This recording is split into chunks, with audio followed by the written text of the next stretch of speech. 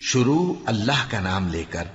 جو بڑا مہربان نہایت رحم والا ہے۔ سب تعریف اللہ ہی کو ہے جس نے اپنے محبوب بندے محمد صلی اللہ علیہ وآلہ وسلم پر یہ کتاب نازل کی اور اس میں کسی طرح کی کجی اور پیچیدگی نہ رکھی، بلکہ سیدھی اور سلیس اتاری تاکہ لوگوں کو عذاب سخت سے جو اس کی طرف سے آنے والا ہے ڈرائے، اور مومنوں کو جو نیک عمل کرتے ہیں خوشخبری سنائے کہ ان کے لیے ان کے کاموں کا نیک بدلہ یعنی بہشت ہے جس میں وہ ہمیشہ رہیں گے، اور ان لوگوں کو بھی ڈرائے جو کہتے ہیں کہ اللہ نے کسی کو بیٹا بنا لیا ہے۔ ان کو اس بات کا کچھ بھی علم نہیں اور نہ ان کے باپ دادا ہی کو تھا۔ یہ بڑی سخت بات ہے جو ان کے منہ سے نکلتی ہے، اور کچھ شک نہیں کہ یہ جو کچھ کہتے ہیں محض جھوٹ ہے۔ اے پیغمبر، اگر یہ اس کلام پر ایمان نہ لائیں تو شاید تم ان کے پیچھے رنج کر کر کے اپنے تئیں ہلاک کر دو گے۔ جو چیز زمین پر ہے ہم نے اس کو زمین کے لیے زینت بنایا ہے تاکہ لوگوں کی آزمائش کریں کہ ان میں کون اچھے عمل کرنے والا ہے، اور جو چیز زمین پر ہے ہم اس کو نابود کر کے بنجر میدان کر دیں گے۔ کیا تم خیال کرتے ہو کہ غار اور لوح والے ہماری نشانیوں میں سے عجیب تھے؟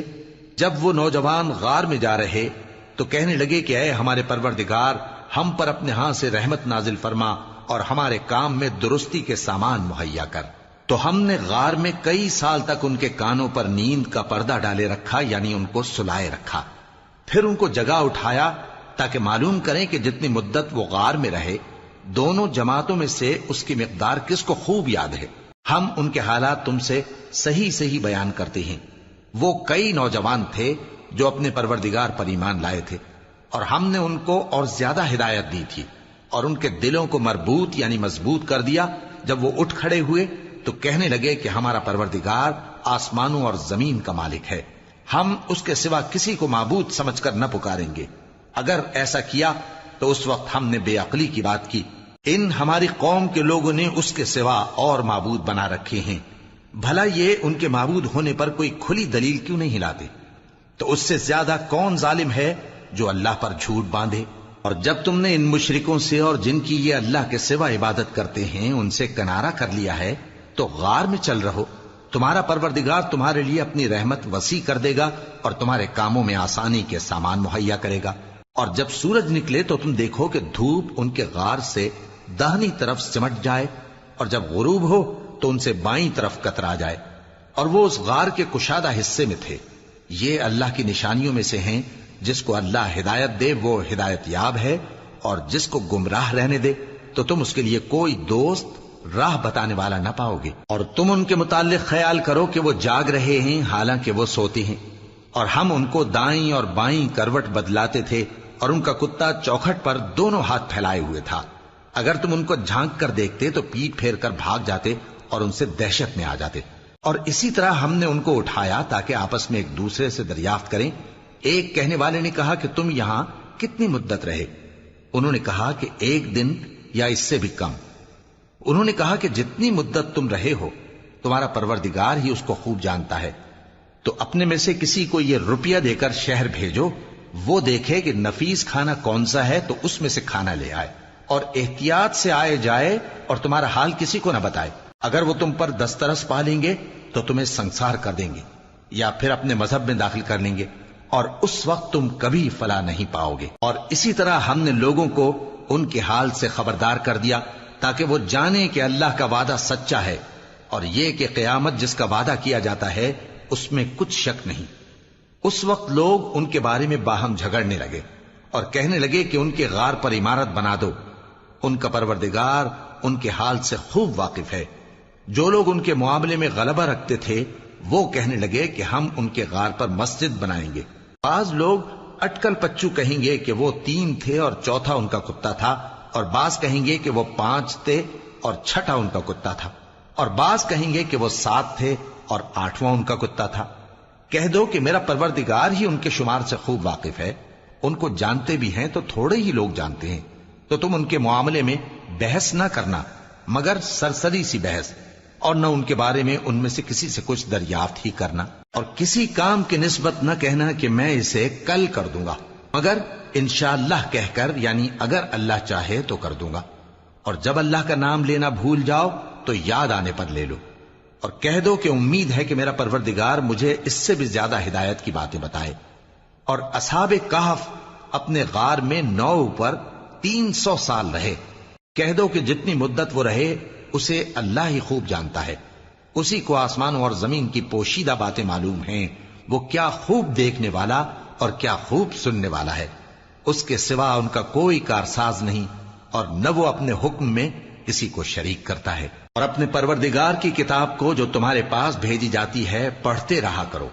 اس کی باتوں کو کوئی بدلنے والا نہیں، اور اس کے سوا تم کہیں پناہ بھی نہیں پاؤ گے۔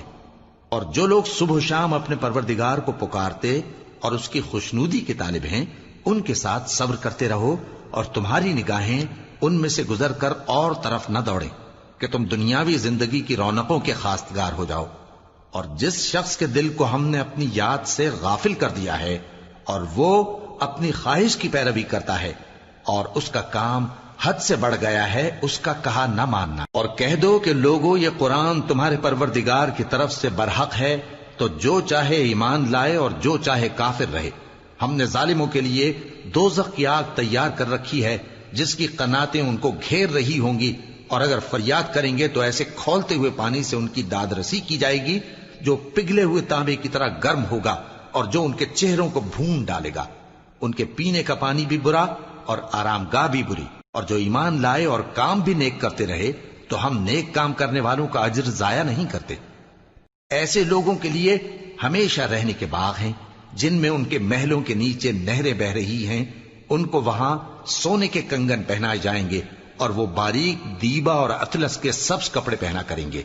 اور تختوں پر تکیے لگا کر بیٹھا کریں گے۔ کیا خوب بدلہ اور کیا خوب آرام گاہ ہے۔ اور ان سے 2 شخصوں کا حال بیان کرو جن میں سے ایک کو ہم نے انگور کے 2 باغ عنایت کیے تھے اور ان کے گردا گرد کھجوروں کے درخت لگا دیے تھے اور ان کے درمیان کھیتی پیدا کر دی تھی۔ دونوں باغ کثرت سے پھل لاتے اور اس کی پیداوار میں کسی طرح کی کمی نہ ہوتی، اور دونوں میں ہم نے ایک نہر بھی جاری کر رکھی تھی، اور اس طرح اس شخص کو ان کی پیداوار ملتی رہتی تھی۔ تو ایک دن جبکہ وہ اپنے دوست سے باتیں کر رہا تھا، کہنے لگا کہ میں تم سے مال و دولت میں بھی زیادہ ہوں اور جتھے اور جماعت کے لحاظ سے بھی زیادہ عزت والا ہوں، اور ایسی شیخیوں سے اپنے حق میں ظلم کرتا ہوا اپنے باغ میں داخل ہوا۔ کہنے لگا کہ میں نہیں خیال کرتا کہ یہ باغ کبھی تباہ ہو، اور نہ خیال کرتا ہوں کہ قیامت برپا ہو، اور اگر میں اپنے پروردگار کی طرف لوٹایا بھی جاؤں تو وہاں ضرور اس سے اچھی جگہ پاؤں گا۔ تو اس کا دوست جو اس سے گفتگو کر رہا تھا کہنے لگا کہ کیا تم اس ذات سے کفر کرتے ہو جس نے تم کو مٹی سے پیدا کیا، پھر نطفے سے، پھر تمہیں پورا آدمی بنایا؟ مگر میں تو یہ کہتا ہوں کہ اللہ ہی میرا پروردگار ہے، اور میں اپنے پروردگار کے ساتھ کسی کو شریک نہیں کرتا۔ اور جب تم اپنے باغ میں داخل ہوئے تو تم نے ما شاء اللہ لا قوت الا باللہ کیوں نہ کہا؟ اگر تم مجھے مال و اولاد میں اپنے سے کمتر دیکھتے ہو تو عجب نہیں کہ میرا پروردگار مجھے تمہارے باغ سے بہتر عطا فرمائے، اور تمہارے اس باغ پر آسمان سے آفت بھیج دے تو وہ صاف میدان ہو جائے، یا اس باغ کی نہر کا پانی گہرائی میں اتر جائے تو پھر تم اسے تلاش نہ کر سکو، اور اس کے میووں کو عذاب نے آ گھیرا اور وہ اپنی چھتریوں پر گر کر رہ گیا، تو جو مال اس نے اس پر خرچ کیا تھا اس پر حسرت سے ہاتھ ملنے لگا اور کہنے لگا کہ کاش میں اپنے پروردگار کے ساتھ کسی کو شریک نہ بناتا۔ اس وقت اللہ کے سوا کوئی جماعت اس کی مددگار نہ ہوئی اور نہ وہ بدلہ لے سکا۔ یہاں سے ثابت ہوا کہ حکومت سب اللہ کی ہے، جو معبود برحق ہے وہی بہترین ثواب عطا کرنے والا اور بہترین انجام لانے والا ہے۔ اور ان سے دنیا کی زندگی کی مثال بھی بیان کر دو کہ وہ ایسی ہے جیسے پانی جسے ہم نے آسمان سے برسایا تو اس کے ساتھ زمین کی پیداوار مل کر نکلی،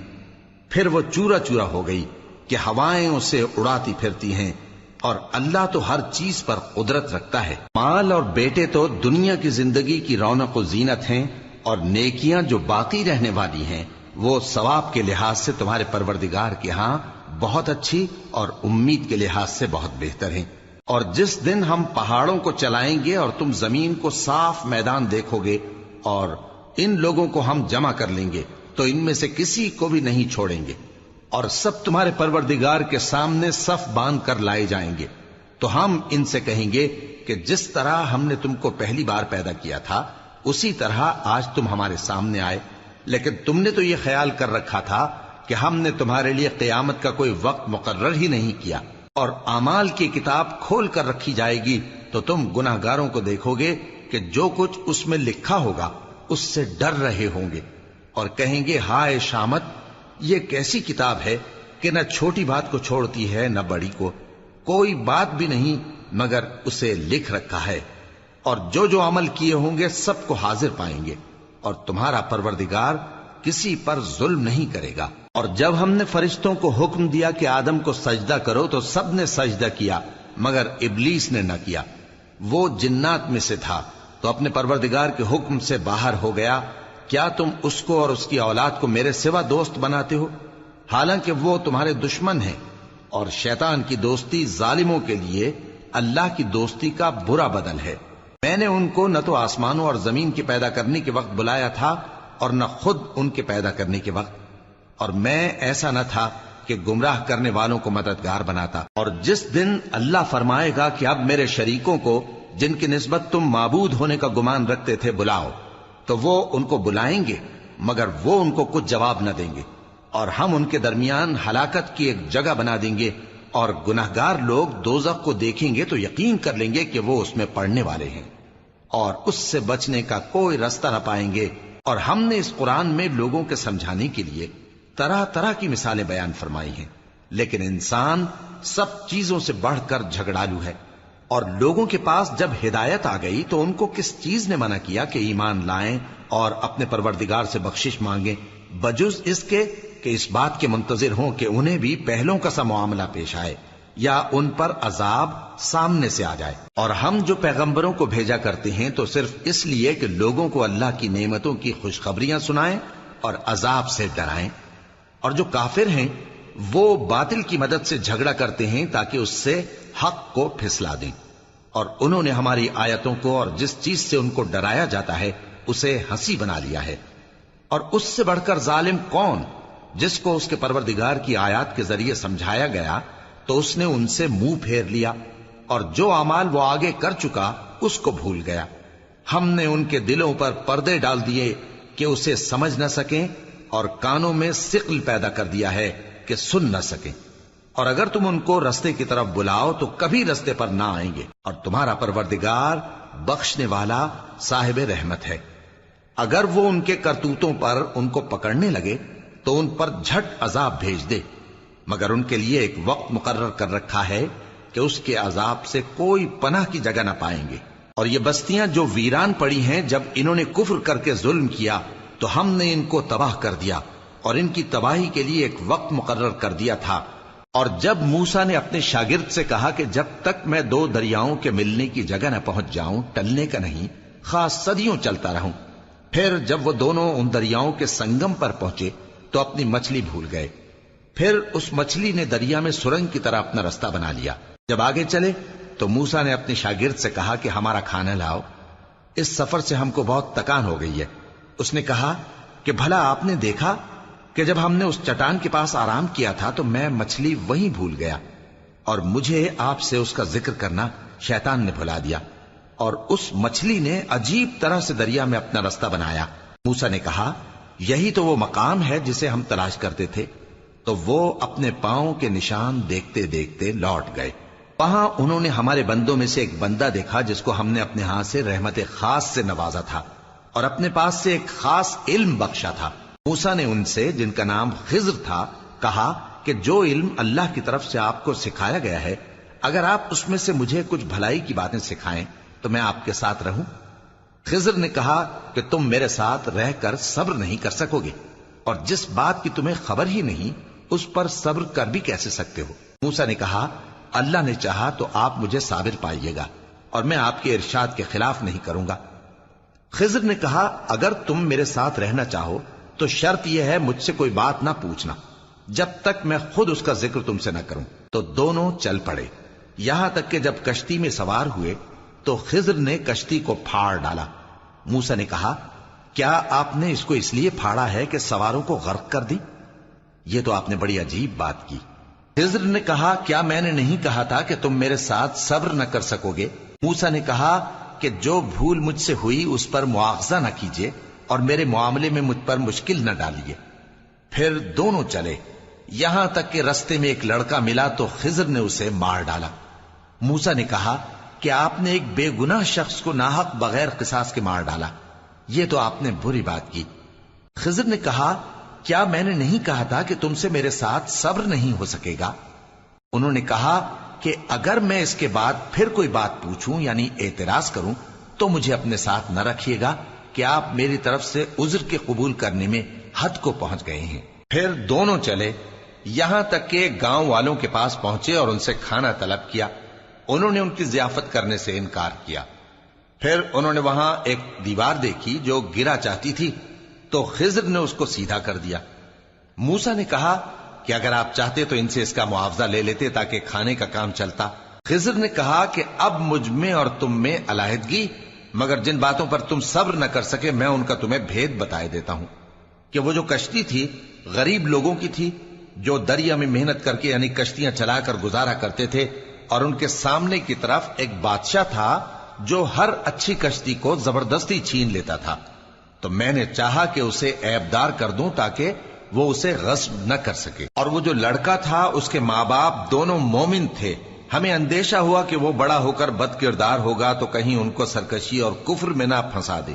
تو ہم نے چاہا کہ ان کا پروردگار اس کی جگہ ان کو اور بچہ عطا فرمائے جو اخلاقی پاکیزگی میں بہتر اور محبت میں زیادہ قریب ہو۔ اور وہ جو دیوار تھی سو 2 یتیم لڑکوں کی تھی جو شہر میں رہتے تھے، اور اس کے نیچے ان کا خزانہ دفن تھا، اور ان کا باپ ایک نیک آدمی تھا۔ تو تمہارے پروردگار نے چاہا کہ وہ اپنی جوانی کو پہنچ جائیں اور پھر اپنا خزانہ نکالیں۔ یہ تمہارے پروردگار کی مہربانی ہے، اور یہ کام میں نے اپنی طرف سے نہیں کیے، یہ ان باتوں کی حقیقت ہے جن پر تم صبر نہ کر سکے۔ اور تم سے ذوالقرنین کے بارے میں دریافت کرتے ہیں، کہہ دو کہ میں اس کا کسی قدر حال تمہیں پڑھ کر سناتا ہوں۔ ہم نے اس کو زمین میں بڑا اقتدار دیا تھا اور ہر طرح کا سامان اس کو عطا کیا تھا، تو اس نے ایک سفر کا سامان کیا، یہاں تک کہ جب سورج کے غروب ہونے کی جگہ پہنچا